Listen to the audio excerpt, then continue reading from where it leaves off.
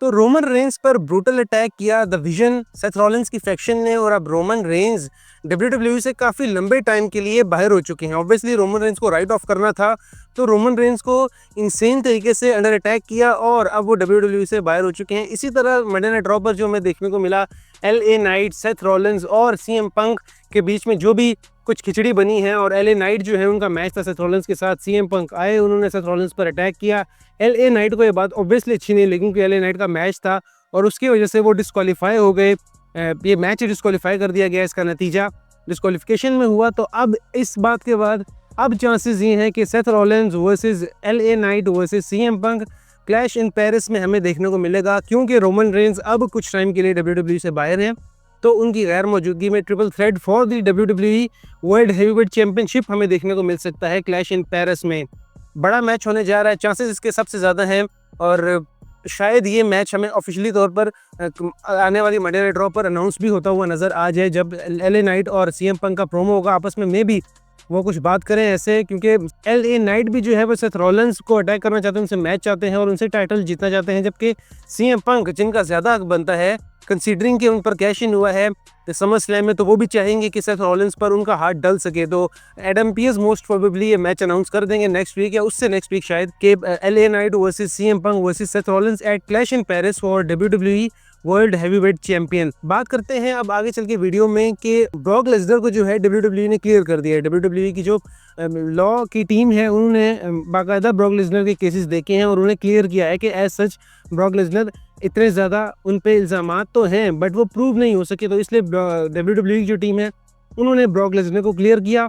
फिर निक खान जो है उन्होंने ट्रिपल एच के साथ मिलके जो है ब्रॉक लेसनर से पूछा कि हम आपको WWE में वापस चाहते हैं और क्या आप तैयार हैं, उनसे पूछा, उनकी राय मांगी, तो ब्रॉक लेसनर ने कहा क्यों नहीं। Brock Lesnar was ready to come back और वो आए, और जॉन सीना भी जो है वो ब्रॉक लेसनर को एक दफ़ा फेस करना चाहते थे अपने फाइनल रन में, तो उन्होंने भी यही कहा था ट्रिपल एच को कि मुझे ब्रॉक लेसनर अपने फाइनल रन में चाहिए। उनको हर सूरत ब्रॉक लेसनर से मैच करना है क्योंकि एक लास्ट रन है जॉन सीना को, और तमाम हिस्टोरिक रेसलर्स और हिस्टोरिक सुपरस्टार जिनके साथ पास्ट में राइवलरीज रही हैं जॉन सीना की, उनको वो फेस करना चाहते थे, तो ब्रॉक लेसनर भी उनमें से एक थे। तो ब्रॉक लेसनर अब वापस आए हैं, WWE ने उनको क्लियर किया है, तो अब वो कम्पीट करेंगे अगेंस्ट जॉन सीना। अब ये कंफर्म नहीं है कि क्या ये क्लैश इन पेरिस में मैच होने जा रहा है, इसके लिए आगे नेक्स्ट जाके वीडियो बनेगी क्लैश इन पेरिस की प्रेडिक्शंस के लिए, क्लैश इन पेरिस के मैच कार्ड की एक और वीडियो आएगी इस चैनल पे। तो चांसेस तो यही है कि Brock Lesnar versus John Cena में क्लैश इन पेरिस में ही देखने को मिलेगा, कंसीडरिंग के भी 3 से 4 वीक्स हैं क्लैश इन पेरिस में, तो एक अच्छी फ्यूड बिल्ड हो सकती है और शायद उसके बाद भी हमें यह मैच देखने को मिले क्लैश इन पेरिस में ना हो।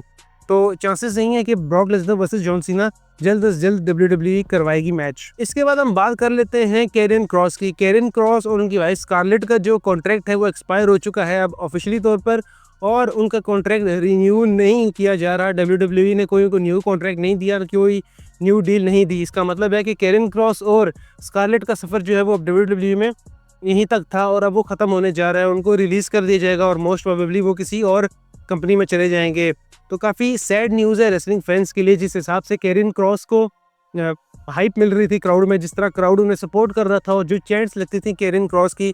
कल पोस्ट मैच शो में समर स्लैम की ट्रिपल एच जब बैठे हुए थे तो वहाँ पर भी वी वांट क्रॉस की चैंट्स लगी, जिस पर ट्रिपल एच ने ये समझा कि ये वी वांट ब्रॉक की चैंट्स लग रही हैं और उन्होंने क्राउड को कहा कि you want Brock you got Brock. तो काफ़ी इस चीज़ पे भी क्रिटिसिज्म हुआ है ट्रिपल एच को कि उन्होंने जानते बूझते हुए क्रॉस को ब्रॉक से चेंज किया, और उन्हें पता था कि फैंस कैरियन क्रॉस का नाम ले रहे हैं, उनके चैंट्स हो रही हैं, बट उन्होंने जानते बूझते भी ब्रॉक का नाम लिया। हो सकता है कि ट्रिपल एच को वाकई वहाँ पे वी वांट ब्रॉक सुनाई दे रहा हो तो उन्होंने ऐसा कहा हो, बट न्यूज़ यही है कि कैरियन क्रॉस और स्कारलेट जो है उनकी वाइफ, अब उनका कॉन्ट्रैक्ट एक्सपायर हो गया है, उनको कोई न्यू डील नहीं मिल रही और अब वो WWE से जाएंगे मोस्ट प्रोबेबली। बात करते हैं आगे चल के वीडियो में कि आने वाली स्मैकडाउन पे हमें क्या कुछ देखने को मिल सकता है। जॉन सीना एडवर्टाइज्ड है, उनकी जो है वो आखिरी 12 डेट्स रह गई हैं और इस स्मैकडाउन के बाद उनकी 11 डेट्स रह जाएंगी। कोडी रोड्स भी एडवर्टाइज हैं, तो क्या कुछ हो सकता है, क्या कुछ मोस्ट प्रोबेबली क्या कुछ चीज़ें हैं जो कि लाइकली जिनकी चांसेस हैं होने के। अब जॉन सीना जब होंगे तो मोस्ट प्रोबेबली ब्रॉक लेसनर उनको इंटरप्ट कर सकते हैं, वो आ सकते हैं, उनका प्रोमो हो सकता है, और अगर ब्रॉक लेसनर एडवर्टाइज नहीं है तो जॉन सीना एड्रेस करेंगे अपनी समर स्लैम की हार को, फिर ब्रॉक लेसनर का रिटर्न इसको एड्रेस करेंगे और शायद उससे अगली स्मैकडाउन पे हमें ब्रॉक लेसनर का रिटर्न देखने को मिले।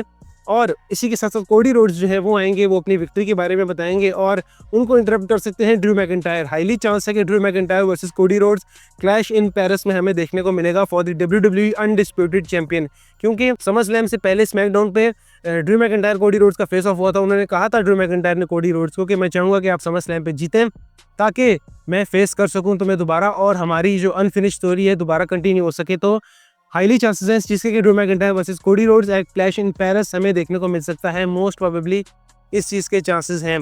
तो होपफुली हमें रिफ्यूट देखने को मिले, क्योंकि ना सिर्फ ड्रू मैकिंटायर के लिए बल्कि कोडी रोड्स के लिए भी बहुत ज़्यादा ज़रूरी है कि उनको अच्छे तरीके से बुक किया जाए। लास्ट रेंज जो था उनका अनडिस्प्यूटेड टाइटल के साथ रेसलमेनिया 40 जीतने के बाद वो कुछ खास नहीं था, कुछ खास फ्यूड नहीं उनकी होती थी, कोई खास मैचेस नहीं थे, बस for the sake of being champion उनके मैचेस बुक किए जाते थे। लेकिन अब हमें प्रॉपर फ्यूड्स चाहिए, प्रॉपर बैटल चाहिए उनकी, और इसकी स्टार्ट हो सकती है बहुत ही क्लासिक तरीके से ड्रू मैकिंटायर के अगेंस्ट से। तो होपफुली हमें Drew McIntyre versus Cody Rhodes at Clash in Paris देखने को मिलेगा। अब बात कर लेते हैं WWE अनरियल के हवाले से। रेंडी ऑर्टन ने रिसेंटली एक बयान दिया है कि उन्हें WWE अनरियल कुछ खास पसंद नहीं आया, क्योंकि ये काफ़ी 80s टाइप का कोई माइंडसेट है, काफ़ी पुरानी चीज़ें हैं और ये फैंस को नहीं दिखानी चाहिए। और बात सिर्फ उनकी तरफ से नहीं आई, बल्कि फैंस भी यही बात कर रहे हैं कि के-फेब तो अगर आपने अलाइव रखना था तो इस WWE अनरियल की कोई ज़रूरत नहीं थी, और अगर ज़रूरत थी भी तो आज से 2 साल पहले या 3 साल पहले का कंटेंट दिखाया जाता तो तब कुछ ज़्यादा अच्छा हम रिलेट कर सकते हैं, क्योंकि अभी ये सब चीज़ें साथ साथ हो रही हैं।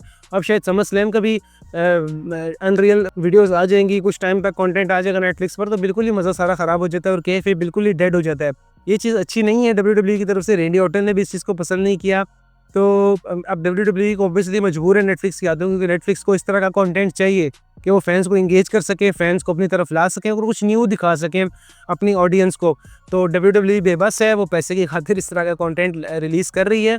और इस पर एक प्रॉपर वीडियो मैंने बनाई थी कि के-फेब कैसे WWE ने किल कर दिया है, उसकी वीडियो इस चैनल पर मौजूद है, आप देख सकते हैं। उसका लिंक भी डिस्क्रिप्शन में होगा, आप वहाँ से देख सकते हैं।